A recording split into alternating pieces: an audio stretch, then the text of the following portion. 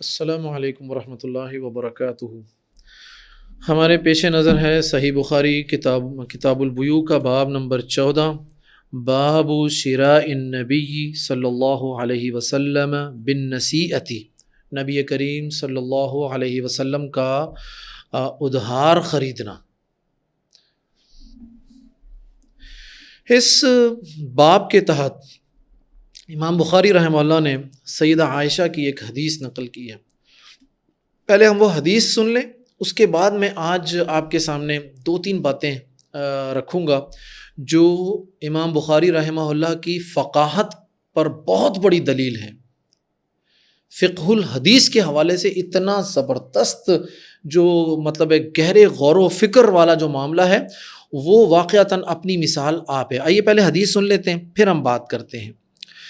عن عائشة رضی اللہ عنہا ان النبی صلی اللہ علیہ وسلم اشترى طعاما من یہودی الى اجل ورہنہ درعا من حدید۔ سیدہ عائشہ کہتی ہیں کہ اللہ کے نبی نے ایک یہودی سے کچھ مدت کے لیے کچھ طعام خریدا اور لوہے کی ایک ذرہ جو تھی، وہ ایک خود جو ہوتا ہے لوہے کا، وہ اس کے پاس گروی رکھوا دیا۔ یہ حدیث میں آپ کو بتاؤں کہ امام بخاری رحمہ اللہ کی فقہ الحدیث اور فقاہت، آپ یقین کیجئے کہ امام بخاری رحمہ اللہ نے یہ جو حدیث عائشہ ہے کہ ایک یہودی کے پاس اپنی ذرہ جو تھی وہ گروی رکھی اور کچھ ایک کھانا جو تھا وہ اس سے طعام جو تھا خریدا، امام بخاری رحمہ اللہ نے اس حدیث کو تقریباً کم و بیش یوں سمجھیے کہ 10 ابواب میں بیان کیا ہے۔ ایک حدیث سے 10 مختلف ابواب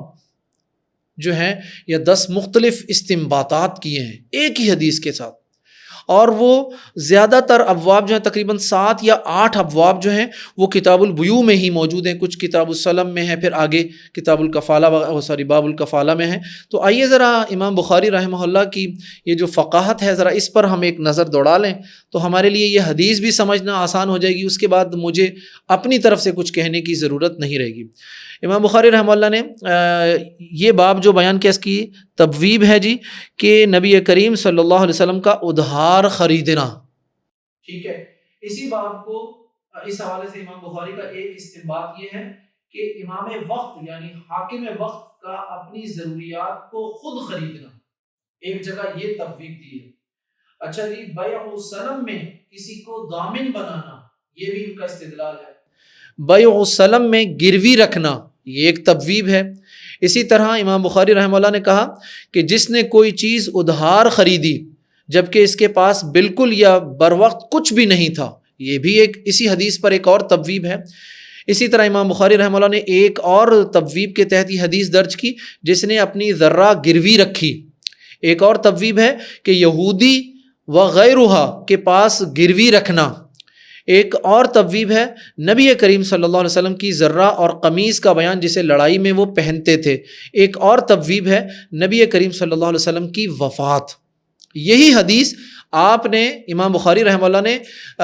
نبی کریم صلی اللہ علیہ وسلم کی وفات کا جو ایک باب تھا کہ باب وفات النبی، اس کے تحت بھی یہ حدیث بیان کی۔ اچھا، ایک اور جو تبویب ہے کہ وہ ہے ایک مدت کے لیے غلہ ادھار خریدنا۔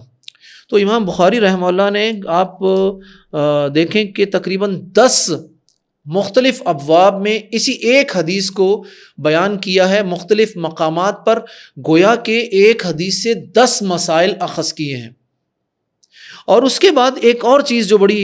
ایک بڑی حیران کن جو ہے، آپ دیکھیے یہ ساری جو استدلالات ہیں، استنباطات ہیں، اس میں سب سے آخری جو استنباط ہے وہ ذرا دیکھیے گا کہ امام بخاری کہتے ہیں کہ باب وفات النبی صلی اللہ علیہ وسلم، سب سے آخری استنباط جو ہے وہ یہ ہے کہ یہ جو حدیث امام بخاری نے اس باب کے تحت بیان کی کہ نبی کریم صلی اللہ علیہ وسلم کی وفات کا بیان، تو اس سے معلوم ہوا کہ بھائی کہ یہ جو اللہ کے نبی صلی اللہ علیہ وسلم نے ایک یہودی سے کچھ طعام خریدا تھا اور اپنی ذرہ جو ان کے پاس گروی رکھی تھی، یہ نبی کریم صلی اللہ علیہ وسلم کی زندگی کے آخری اعمال میں سے ایک ہے۔ وفات سے پہلے یہ کام کیا گیا ہے۔ تو اس سے دو تین باتیں بیان کرنا مطلب مقصود ہے۔ ایک بات تو یہ سمجھ میں آ گئی کہ نبی کریم صلی اللہ علیہ وسلم کی وفات کے حوالے سے جو ایک ہمارے پاس کہ اللہ کے نبی حاضر و ناظر ہیں، ایک تو اس کا بھی رد ہو گیا۔ نمبر 2، سنن نبی داؤد کی ایک روایت ہے جس پر محدثین نے کلام کیا ہے، میں بہرحال اس حدیث کے الفاظ تو بالضبط یاد نہیں کر پا رہا، اس میں یہ ہے کہ اللہ کے نبی کا یہ کچھ کلمات جو ہیں وہ میں اس کا مفہوم بیان کر رہا ہوں کہ میں آئندہ جب اس وقت کوئی چیز خریدوں گا جب میرے پاس کچھ مال ہوگا۔ یعنی کچھ لوگوں نے کچھ یہ استنباط کیا کہ اللہ کے نبی صلی اللہ علیہ وسلم نے ادھار خریدنے سے منع کیا ہے۔ تو اس ایک حدیث کے ذریعے اللہ کے امام بخاری رحمہ اللہ نے مختلف مقامات پر اس حدیث کو بیان کیا، اور یہ کتاب الاستقراض میں یعنی قرض والے باب میں بھی اس حدیث کو بیان کیا، اور وہاں بھی اس بات کو بیان کیا کہ ادھار خریدنا اور بیچنا اس میں کوئی مذائقہ، کوئی حرج نہیں ہے۔ اللہ کے نبی صلی اللہ علیہ وسلم نے یہ ادھار جو مطلب چیز خریدی، یہ اس بات کی ایک بہت بڑی دلیل ہے۔ اچھا، ایک اور جو اس میں ایک بات آتی ہے، میں ان ساری ان 10 تبویب کی میں نے جو فتح الباری اور ابن الملقن اور جتنی بھی شروحات پڑھتا رہا، تو مجھے ایک بڑا حیران کن جو میرے سامنے ایک چیز آئی۔ میں اس بات کو تلاش کر رہا تھا کہ کہیں مجھے یہ ملے کہ اللہ کے نبی صلی اللہ علیہ وسلم نے کسی مسلمان سے، کسی صحابی سے یہ ادھار کوئی چیز خریدی ہو، ایسے ہی تو مجھے یقین کریں کہیں بھی نظر نہیں آئی یہ چیز۔ اس لیے شاید یہ میری اپنی تعبیر ہے، محدثین نے بھی کم و بیش اس کیفیت کو اپنے اپنے الفاظ میں بیان کیا۔ میں یہ محدثین کے الفاظ کو اپنی تعبیر میں بیان کر رہا ہوں، اپنے الفاظ میں، کہ نبی کریم صلی اللہ علیہ وسلم کو یہ پسند نہیں تھا کہ میں کسی مسلمان سے کوئی چیز لیتا۔ ڈیفینیٹلی مسلمان نے جب یہ دیکھنا تھا کہ اللہ کے نبی کو اس چیز کی ضرورت ہے، تو اس نے تو کبھی بھی نہ قیمت لینی تھی نہ کوئی کام، اس نے تو یہ تحفے میں، ہدیے میں دینی تھی چیز۔ آپ یہ یقین کیجئے کہ اللہ کے نبی صلی اللہ علیہ وسلم کی یہ جو معاشی فکر ہے ایک، آپ ذرا اس پر دیکھیے کہ اپنے ساتھیوں کو کس انداز میں معاشی طور پر اکوموڈیٹ کرنا چاہتے ہیں۔ حالانکہ چاہتے تو کسی مسلمان سے بھی چیزیں لی جا سکتی تھی، تاہم مسلمان تاجر امیر کبیر موجود تھے صحابہ میں، لیکن اللہ کے نبی نے کسی مسلمان تاجر سے کوئی طعام جو تھا نا وہ ادھار نہیں خریدا، یہودی سے خریدا، کیونکہ اس نے تو معاملات سیدھے سیدھے کرنے تھے، اس نے تو یہ عقیدت اور یہ محبت اور ایمان والی کیفیت وہاں تو تھی نہیں۔ تو یہ امام بخاری رحمہ اللہ کا یہ باب نمبر 14 جو ہے، یہ تقریباً 10 مختلف تبویبات کے تحت جو ایک حدیث کو بیان کیا گیا ہے، اس سے معلوم ہوتا ہے یہ ایک بہت بڑی دلیل ہے امام بخاری رحمہ اللہ کی فقہ الحدیث پر اور فقاہت پر بھی۔ حالانکہ اس کے حوالے سے اور بھی بہت ساری حدیثیں موجود ہیں جو کتب احادیث میں جو بیان کی جا سکتی ہیں، لیکن آپ رحمہ اللہ نے اس ایک حدیث کو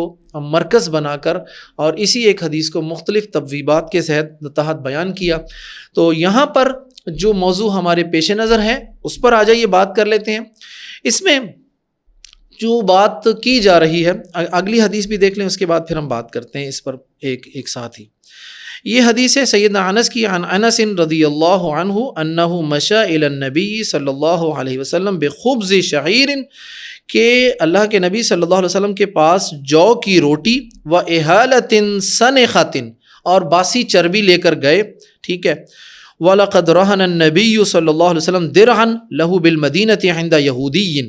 اور اس وقت اللہ کے نبی نے اپنی ایک ذرہ جو تھی مدینہ طیبہ کے ایک یہودی کے پاس گروی رکھی ہوئی تھی۔ وَأَخَذَ مِنْهُ شَعِيرًا لِأَهْلِهِ، اور آپ نے اپنے اہل خانہ کے لیے کچھ جو تھے وہ اس سے لیے تھے۔ وَلَقَدْ سَمِعْتُهُ يَقُولُ، اور میں نے سنا کہ آپ اللہ کے نبی صلی اللہ علیہ وسلم نے فرمایا کہ بھائی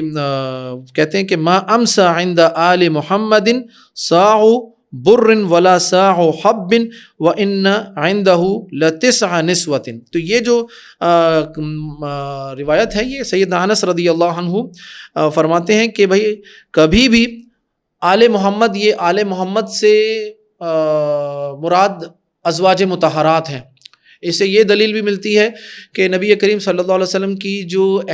بیویاں تھیں ازواج مطہرات، ان کے لیے لفظ آل رسول بھی بولا جا سکتا ہے، جیسا کہ یہاں پر سیدنا انس نے یہ لفظ یہاں پر بیان کیا کہ آل محمد کے پاس کبھی شام کے وقت 1 صاع گیہوں یا کسی اور غلے کا جمع نہیں رہا، حالانکہ آپ کی 9 بیویاں تھیں۔ تو اس تبویب کے تحت اور دونوں حدیثوں کے تحت جو کچھ بیان کیا جا رہا ہے وہ یہ ہے کہ بھئی ادھار پر اشیاء کی خرید و فروخت جائز ہے، ادھار پر چیزوں کی خرید و فروخت جائز ہے، اس میں کوئی مذائقہ نہیں ہے۔ ایسے تمام جو مواقف یا اقوال ہیں جس میں ادھار خریدنے اور بیچنے کے حوالے سے ممانعت والی باتیں ہیں، وہ سارے کے سارے اقوال مرجوح ہیں۔ جب اللہ کے نبی صلی اللہ علیہ وسلم سے ایک فعل ثابت ہے تو اس میں جواز کا پہلو ہمارے سامنے آ جاتا ہے۔ اسی پر اکتفا کرتے ہیں۔ السلام علیکم ورحمۃ اللہ وبرکاتہ۔